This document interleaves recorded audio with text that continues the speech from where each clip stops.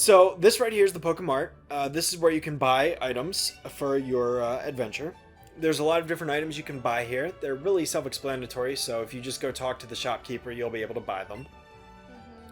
So you have money in this game. They're called Poké Dollars. But you can buy a Pokeball, which allows you to catch Pokemon. A potion that restores 20 HP for your Pokemon. An antidote cures your Pokemon of poison. An awakening cures a Pokemon of sleep. You don't really need to buy that. A burn heal heals your Pokemon of burn. Ice heal heals your Pokemon of freeze. And a paralyzed heal heals your Pokemon of paralysis. The 5 status ailments in this game are burn, paralysis, freeze, sleep, and poison. So we'll be experiencing all of those over the course of the game, I'm sure, except for maybe freeze, because that's the rarest of the 5, but you'll definitely experience the other 4 at some point in the game. So potions are good for healing your HP though, and then Pokeballs are obviously for catching, although you shouldn't need to really buy too many just yet. Listen, I just want to point this out. I'm a Pokemon master. You know how many hours I put into Pixelmon? Okay, but that is Fuck Minecraft Pokemon, not quite the same thing. No, I am the genius. But yeah, this is another mechanic you can actually try. If you try to go back up that ledge you just fell off, you can't do it. Ledges, you can only go down, you can't climb. In this game, there's no such thing as jumping or climbing. If you fall over a ledge, you can't get back up. This was Computer City. A computer? No. So another theme with the original Kanto version of Pokemon, and I'm going to be, whenever I say something like Generation 1 or Kanto or Red, Blue, Yellow, whatever, I'm referring to the same thing. Did you know that there are 2 kinds of Caterpillar Pokemon? Yeah, Weedle. And? Caterpie!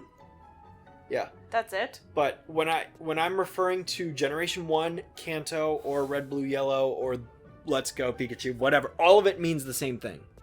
Yeah. Yeah. It's all the same thing. Generation 1 is the Kanto Pokemon games. So, this technically came out during Generation 7, in between Generation 7 and 8, but it's a remake of the Generation 1 games. So I consider this Gen 1 because I base my categorization of Pokemon games off of the region that it takes place in. So even though this came out in between Gen 7 and 8, and some people say this is Gen 7, some people say this is Gen 8, whatever, this is Gen 1. It's still Gen 1, it's just a modern remake of Gen 1. It's not a game that was released during Gen 1, but it is a Gen 1 game. Which it's weird to say because it depends on the semantics of how you're using the word. But anyway, this is the town map. This is the region of Kanto. Those are all the different cities and locales that you'll be visiting over the course of the adventure. So you've got a lot to look forward to. Do I have to do the routes by number? So here's a fun fact. If you actually go... this is 22 all the way over here.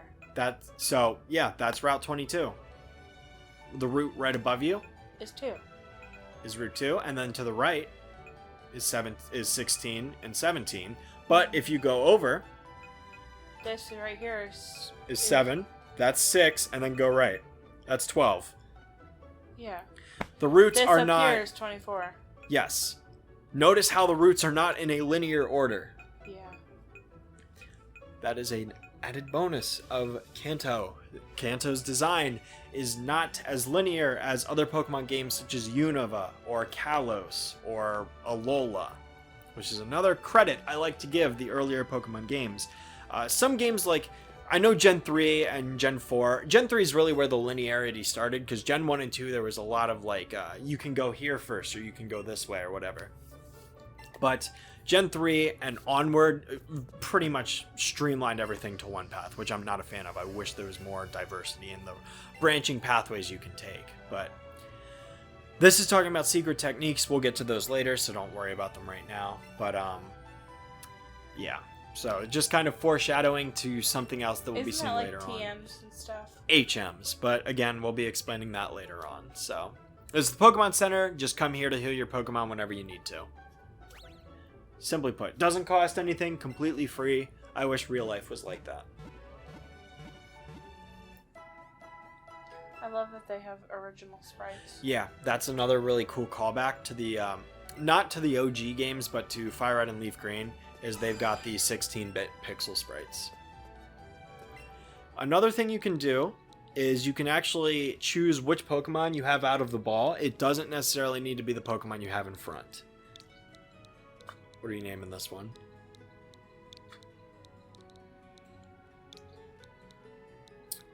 Normish?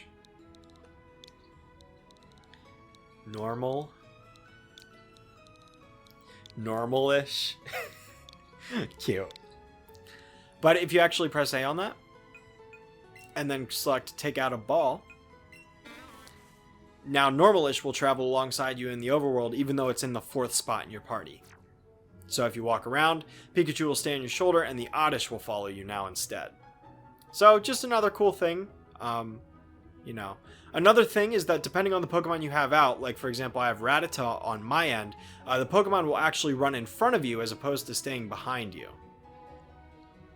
So see how the Rattata runs in front instead? Depends on the Pokemon you have out, but it's another really cool thing. So I'd recommend checking out up here. Because if you go over to this and you select right there, you got a free potion. Hell yeah.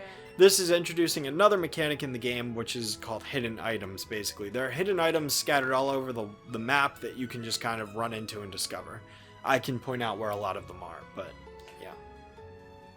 So there's just another thing.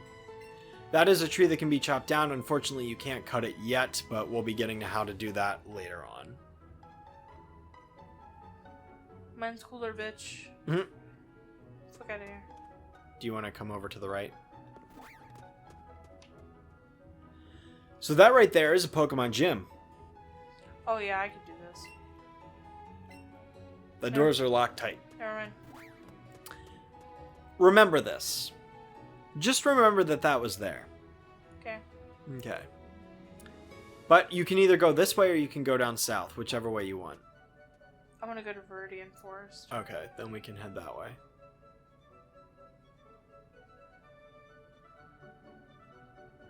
Yeah, so another thing about Pokemon that I see you're catching on to is the soundtrack. Let's Go Pikachu and Eevee has a completely orchestrated remaster of the original Gen 1 soundtrack. So all the songs that you hear in this playthrough are from the original games, but fully orchestrated. And they sound gorgeous. I would say hands down the best thing that Let's Go Pikachu has done is introduced these new remastered versions of the songs. Wait a minute, wait a minute, wait a minute, wait a minute. What? I need that. You can't get that yet because you don't have cut, which again we'll be getting to later. For now, you're just gonna want to head up here. Trust Oddish, me. chew. Trust me, you're gonna want to head up here. I wish I could run faster. Yeah, unfortunately, this is the speed you're pretty much stuck with for the majority of the game, I remember aside from this. one exception. Nice. Can I fight it? No. That's the thing about Pokemon, is... Wow, fuck you, Pidgey. You forgot to press get ready. Fuck out of here, Pidgey. So the unfortunate thing about co-op is you do burn through Pokeballs faster. So that is one downside to the quote-unquote overpoweredness of co-op. Is that when we both throw a Pokeball, you burn through them faster. But in my experience, Wait, so you're using my Pokeballs? Fuck out of here, bitch! Get your own! Well, in my experience, it's actually really hard to run out of Pokeballs, and you will get to a point where you have a shitload of money that you can just dump into Pokeballs, so... But for the beginning of the game, you do want to be a little sparing with them. But yeah, there was something else I wanted to say that I forget what I was saying, but I guess you can just head in there. Wait, what was that? What was that? Oh, I thought that was a Pikachu that spawned. There it is. Wait, what? I can't repeat! Look at it! Did you see him? He's like... No. No. Yeah, fuck you. Let me get it. And you threw it all the way to the left. You need to press get ready. Yeah. Ready? Set. You overshot that. Oh, shit. Your swing is actually detected by the switch, so you do need to be accurate with this. There you go. Chickadee I got a Caterpie. So for those of you watching, in case you haven't figured it out yet, Caterpie is like her favorite Pokemon. I love it. She thinks it's really cute. I am personally a fan of Butterfree, and now your Pikachu's trying to learn Double Kick, which is a good move. It's a fighting type physical move, so you can get rid of... I recommend getting rid of Growl or Tail Whip, because those just lower the opponent's stats. They don't do any damage. Come on. There you go. Double Kick is a fighting type physical move that allows you to hit the Pokemon twice. And a Caterpie. So if you want to get Caterpie into your party, what you have to do is go to your party and then press open Pokemon box, which is the Y button. And then you can select figure it out. You can select the Caterpie that's currently in your box and add to party. And then what this will do is you'll be able to pick which Pokemon you want to remove from your party. Why'd you get rid of your Pikachu?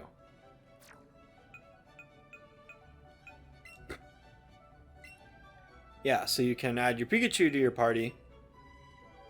There you go. Now, the thing with Caterpie being in the front is it's very weak, so it's likely to die if you send it out in battle. I recommend keeping your Caterpie in the back of your party for the time being, just until it gets some levels and some moves. Because if you send it out in battle right now, it's going to frickin' die. And if you press the R button, you can just move your Pokemon without having to do it this way. But, yeah. So that's my recommendation for now. But yeah, that's how you can manage your party. So just some other things to know. If you want to, yep, you can take it outside your Pokeball, and you can nickname it too if you want. But there's your Caterpie. Look! Look at But yeah, so that's Caterpie for you. I'm gonna run away. I want more time to look at my Caterpie. Look!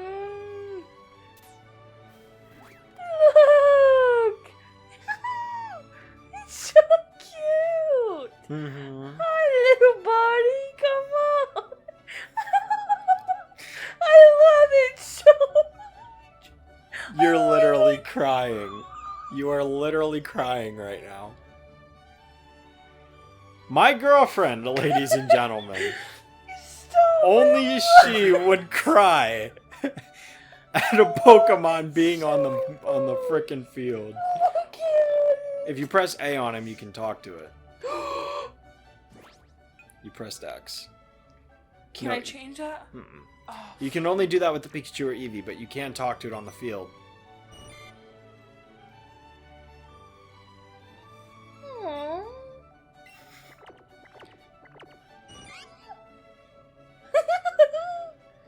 Yay, let's go! Look at it! Oh my god, it's my Caterpie! Come on. Oh. Where are you going? Oh, okay. Is the whole part just gonna be you walking back and forth now?